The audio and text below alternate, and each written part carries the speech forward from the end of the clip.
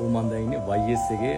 ඔයාලා දන්නවා මගේ බැට් එක ගම් වතුරට යට වුණා. යට වෙලා ඒක ගහගෙන ගිහිල්ලා තිබ්බා.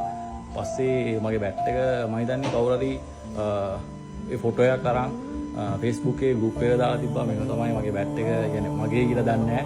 මෙහෙමයි කවුරු හරි එක්කෙනෙක්ගේ බැට් එකක් පවුයා ඩ්‍රීම්ස් ගොඩක් තිබෙන්න ඇති කියලා. පස්සේ YS එකෙන් කමෙන්ට් කරලා තිබ්බා බැට් එකේ අයිතිකාරයා මෙසේජ් එකක් දාන්න කියලා.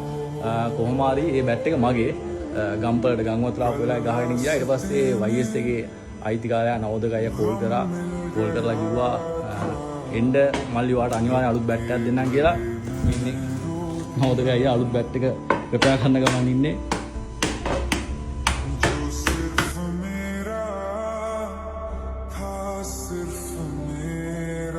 මංගා කලින් තිබ්බේ ග්‍රෑම් 588ක බැට් එකක්. හැබැයි මේ පාර ඊටත් වඩා හොඳ ග්‍රෑම් 581ක ස්පෙෂල් බැට් එකක් නවෝදකය දුන්නා. ක්‍රිකට් ගහන කොල්ලෝ දන්නා YS තමයි ඉතින් ලංකාවේ හොඳම සොෆ්ට් බෝල් බැට් හදන්නේ. ඒ ගමන් ඉතින් මගේ නමත් ලස්සනට කොටලා දුන්නා මේකේ.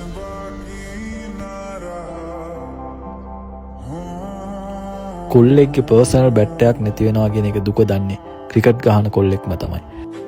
ගම් වතුරෙන් ඒ බැඳීම දැහැ ගන්න හැදුවත් YS එකෙන් අලුත් බැට් එකක් දීලා ඒ ජීවය දෙගුණ කරා. ස්තුතියි YS.